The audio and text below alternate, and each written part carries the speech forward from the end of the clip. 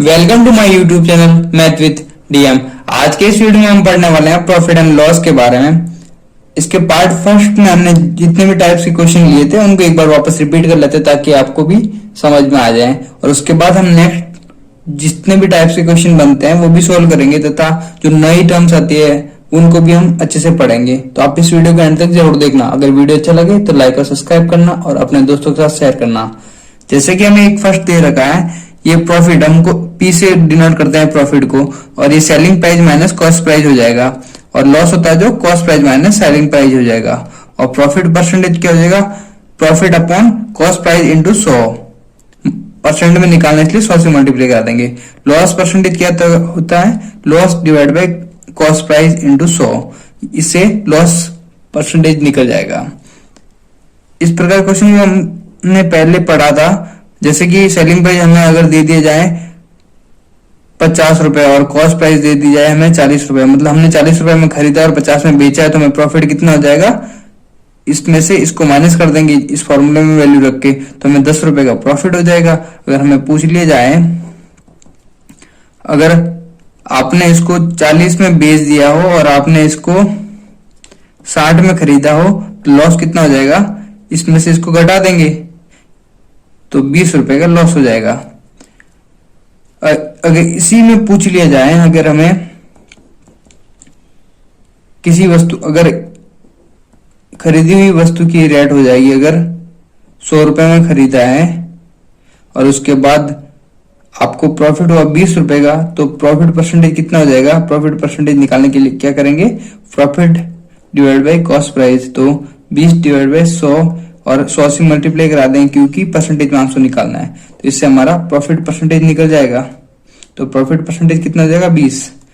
अगर हमें बोल दिया जाए अगर आपको ये 120 में अगर खरीदा हो और आपको 40 रुपए का लॉस हो जाता है तो आपका लॉस परसेंटेज कितना होगा, तो लॉस परसेंटेज क्या होता है, loss divide by cost price. Loss कितना 40 का और कॉस्ट प्राइस कितनी है 120, तो 100 से मल्टीप्लाई करा देंगे जिससे हमारा आंसर आ जाएगा। 0 से 0 कट जाएगा, 4 से 12 3 बार कट जाएगा, 100 डिवाइड बाई 3%। तो हमारे यहाँ पे लॉस कितना आ जाएगा, 100 डिवाइड बाई 3। नेक्स्ट हम जो अलग टर्म्स आती है जिससे हम मार्क प्राइस बोलते हैं उन सभी को ऐड करते हैं। जैसे कि अब हमने अभी सेलिंग प्राइस और कॉस्ट प्राइस इन सब का पढ़ा है। अगर हमें ऐसे दे दिया जाए, अगर हम मार्केट जाते हैं और मार्केट में दुकानदार हमें कोई सामान खरीदने के लिए जाते हैं तो मार्केट में दुकानदार बोलता है जो ये 1000 रुपए की चीज है इसके ऊपर 20% का डिस्काउंट है, तो 20% का डिस्काउंट अगर दे देता है तो कितने की बिकेगी वो चीज, 20%, 1000 का 20% कितना होता है, ऐसे निकालते हैं परसेंट, जितना होता है उतना लिख देते हैं और डिवाइड बाई 100 से मल्टीप्लाई करा देंगे, डिवाइड करा देंगे, तो कितना 100 से 100 कट जाएगा, ये कितना जाएगा 200। 1000 का 20% कितना जाएगा 200, तो यहाँ से 200 माइनस कर देंगे तो ये कितने में बिकेगी 800 में। फिर वो बोलते अगर हमें ये चीज लगे अच्छा नहीं है और हम जाने लगे और फिर वो बोलते आपको 10% और दे देते हैं डिस्काउंट, तो फिर इसके बाद 10% और डिस्काउंट दे तो हमें कितना परसेंट का डिस्काउंट मिल जाएगा, अगर 800 का 10% निकालेंगे कितना आ जाएगा, 2 0 से 2 0 कट जाएगा तो 80 रुपए, तो अगर 80 रुपए काट ले तो 720 रुपए। अगर वो 2 बार इसको डिस्काउंट नहीं देना चाहता है और एक ही बार अगर डिस्काउंट देना चाहता है तो कितने परसेंट का डिस्काउंट देगा जो कि इसके बराबर हो जाए, तो आप बोलोगे 30%। अगर 30% अगर डिस्काउंट देता है, अगर 1000 के ऊपर 30% का डिस्काउंट देता है तो कितना हो जाएगा,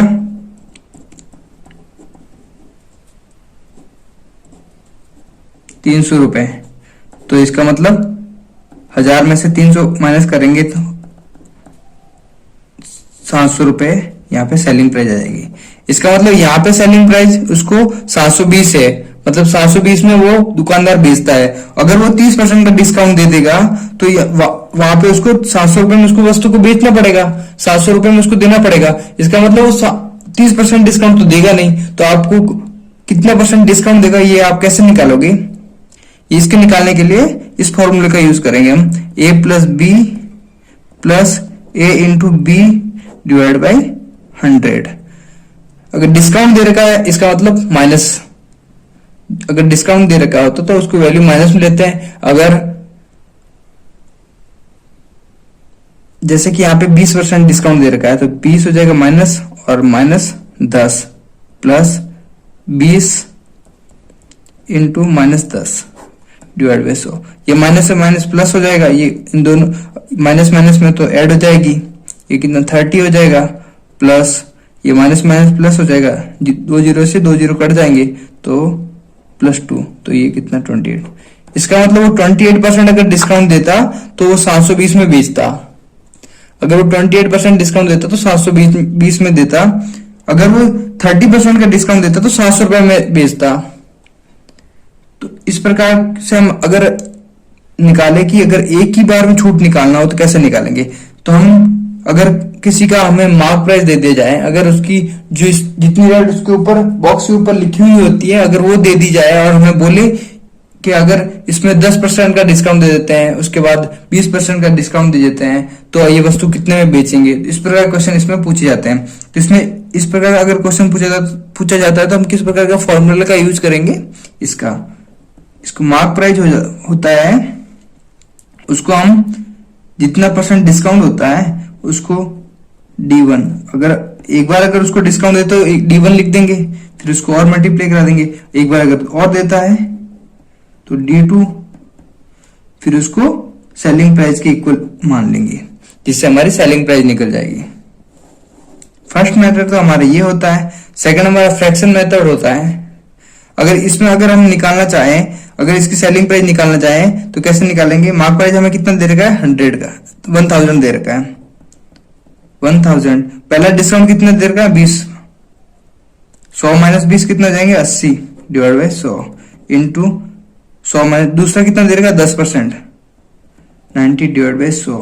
तो यहां से हमें सेलिंग प्राइस मिल जाएगा। तो यहां से 2 जीरो से 2 जीरो कट जाएगा, ये 2 जीरो से ये 2 जीरो कट जाएगा। 8 और 9 कितना, 8 और 9 को मल्टीप्लाई करके कितने जाएंगे, 72 और 0। यहां से भी हमारी सेलिंग प्राइस निकल जाएगी, यहां से भी हमारी सेलिंग प्राइस निकल जाएगी। अगर 2 बार देना चाहता है उसके बाद भी सेलिंग प्राइस निकल जाएगी। और सेकंड क्या रहेगा, अगर 1000 को यहाँ पे जगह है तो यहाँ पे लिख लेते हैं, थर्ड ये हो जाएगा। अगर 1000 को 28% अगर डिस्काउंट देते हैं तो उससे भी हमारा आंसर आ जाएगा। उससे हमारा आंसर कैसे आएगा, ये कितना हो जाएगा, 28, 280। अगर 1000 में से 280 माइनस करेंगे तो कितना आ जाएगा, 720। इससे भी हमारी सेलिंग प्राइस आ जाएगी अगर मार्क प्राइस दे रखी हो तो। कुछ और टर्म्स यूज करते हैं। जो यहाँ पे डिस्काउंट दे रखा है इसको हम, जो क्वेश्चन में समतुल्य बट्टा भी बोला जाता है इसको, या इक्विवेलेंट छूट भी बोला जाता है। कितनी छूट मिली है ये भी बोला जाता है। तो यहाँ पे पहले 20% की छूट मिली, फिर उसके बाद 10% की छूट मिली है। और इन सभी को और तरीके से भी सॉल्व कर सकते हैं। नेक्स्ट हम करते हैं, कुछ फ्रैक्शन मेथड भी ऑन लेंगे। इसमें एक तरीका ये भी होता है, फ्रैक्शन मेथड वाला तरीका भी होता है। जैसे कि हमें मार्क प्राइस दे रखा है, 1000 दे रखा है, और उसके बाद हमें डिस्काउंट दे रखा है। D1 कितना दे रखा है, 20% दे रखा है, और D2 हमें अगर 10% दे रखा है, और हमें पूछ ली जाए सेलिंग प्राइस क्या होगा, तो हम इसको क्या करेंगे, फ्रैक्शन में कन्वर्ट कर देंगे। फ्रैक्शन में कैसे करते हैं, परसेंटेज के अंदर आपने सीखा ही होगा, 100 से डिवाइड कर देंगे तो ये कितनी बार कट जाएगा, 1 डिवाइड बाई 5। तो यहाँ पे मतलब मार्क प्राइस उसकी कितनी है, 5, और 1 रुपए का अगर डिस्काउंट देता है तो कितने हो जाएगी, 5 माइनस 1 कितना हो जाएगा, 4। तो वो 4 में बेचेगा। इसका मतलब 10% का अगर फ्रैक्शन में कैसे कन्वर्ट करेंगे, 10 डिवाइड बाई 100, तो ये कट जाएगा, तो 1/10 हो जाएगा। तो 10 की थी जिसके ऊपर मार्क प्राइस थी, और उसमें से 1 रुपए का डिस्काउंट दे दिया, तो इसने कितने में बेची, 9 में। तो अगर सेलिंग प्राइस निकालना हो तो इनको मल्टीप्लाई कराएंगे, इन दोनों टर्म्स को मल्टीप्लाई कराएंगे, कितने देंगे, 50, और 9 को 4 से मल्टीप्लाई करेंगे कितने में, 36। ये जो दे रखी होगी ये मार्क प्राइस होगी, और ये जो दे रखी होगी वो सेलिंग प्राइस होगी। तो यहाँ पे मार्क प्राइस हमें कितना दे रखा है, 1000 दे रखा है। 1000 जो वैल्यू दे रखी होगी उसके नीचे वही वाली वैल्यू रखेंगे। तो यहाँ पे मार्क प्राइस कितना है, 50, और हमें निकालना क्या है, सेलिंग प्राइस। सेलिंग प्राइस कितनी हो जाएगी, 36। तो 0 से 0 कट जाएगा, 5 से 100 कितनी बार कट जाएगा, 20 बार। तो 36 को हम 2 से मल्टीप्लाई करेंगे, कितना आ जाएगा 72 और 0 का 0 आ जाएगा। तो यहां से हमें सेलिंग प्राइस भी मिल जाएगा।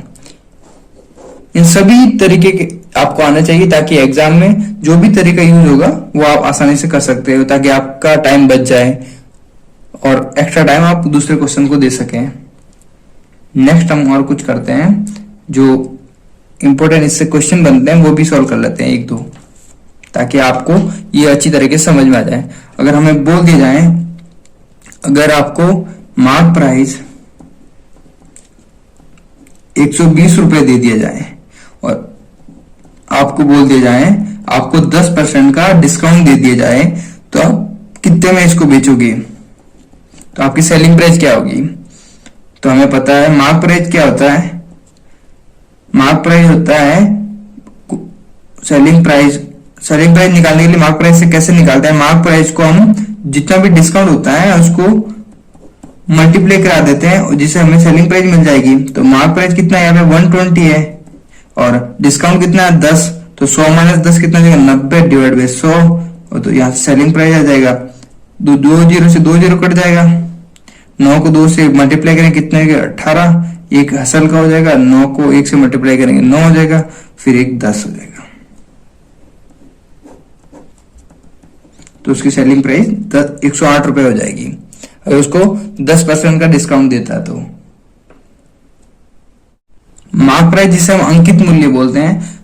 तो अगर मार्केट जाए और हमें ऐसे कुछ दे दी जाए, छूट दे दी जाए, जिसमें हमें बोला जाए कि अगर आपका यहाँ पे इस बॉक्स के ऊपर लिखा हुआ रेट है, आपका 800 रुपए लिखा हुआ है और उसके बाद आपको एक डिस्काउंट अंदर से मतलब कंपनी के द्वारा आपको 20% डिस्काउंट मिल चुका है और फिर वो बोल दे 10% मैं अपनी ओर से भी डिस्काउंट दे देता हूं, तो वो वस्तु आप उसको कितने रुपए में बेचना पड़ेगा। तो अगर सेलिंग प्राइस निकालना तो कैसे निकालेंगे हम, mark price into 100 minus D1, जितना परसेंट पहले डिस्काउंट दे रखा है, फिर दूसरा 100 माइनस D2 डिवाइड बाई 100।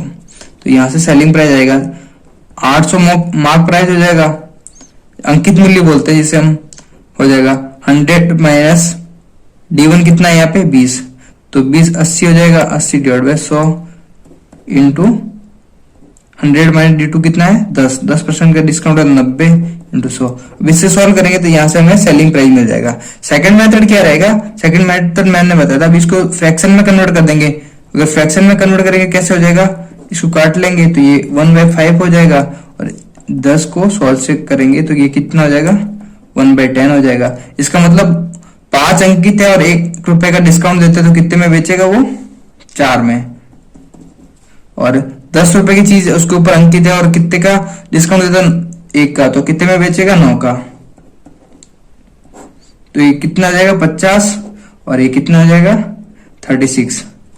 तो यहाँ पे मार्क प्राइस कितना दे रखा है, यहाँ पे मार्क प्राइस 800 दे रखा है और यहाँ पे कितना निकला 50 और 36 से मल्टीप्लाई करा देंगे जिससे हमें सेलिंग प्राइस मिल जाएगा। ये वाली मार्क प्राइस हो जाएगी और ये वाली सेलिंग प्राइस हो जाएगी।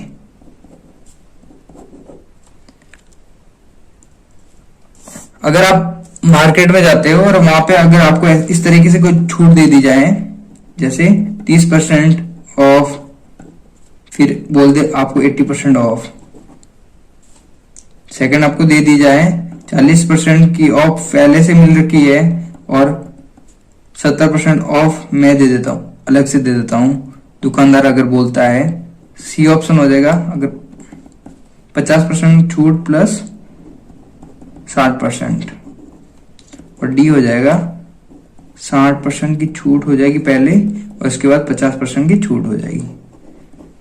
अगर वो ऐसे ऑप्शन दे दे, अगर दुकानदार अगर किसी कस्टमर को बोले 30% छूट आपको पहले से कंपनी ने दे रखी है, फिर मैं आपको 80% की छूट दे देता हूं, और फिर सेकंड ऑप्शन रहता है 40% अगर कंपनी ने छूट दे रखी है, मैं आपको 70% की छूट और दे देता हूं, और थर्ड ये होगा अगर 50% कंपनी ने छूट दिया 60% मैं दे देता हूं। इन सभी में से कस्टमर को कौन सी छूट चूज करनी चाहिए ताकि उसको ज्यादा से ज्यादा उसको फायदा हो।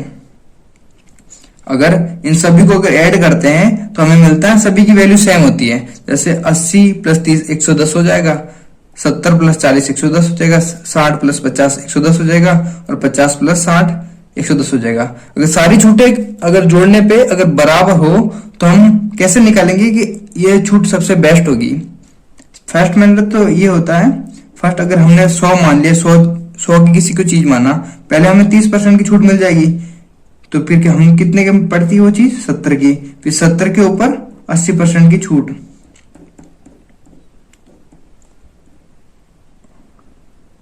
फिर यहां से 80% की छूट निकाल देंगे, फिर उससे जो टोटल वैल्यू आएगी वो भी निकाल लेंगे। तो इस प्रकार क्वेश्चन को आप कैसे सॉल्व करोगे, इन जो दो डिस्काउंट दे रखे हैं, जो दो छूट दे रखी है उसका डिफरेंस निकालेंगे।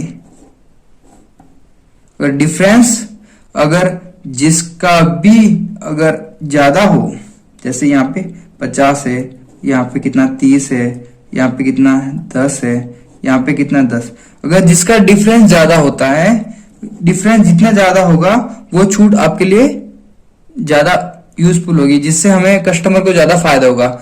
हमेशा कभी भी अगर दो छूट दी जाती है तो हमेशा उसका डिफरेंस निकाल देते हैं, जिसका डिफरेंस ज्यादा होगा उसी से ही कस्टमर को ज्यादा फायदा होगा।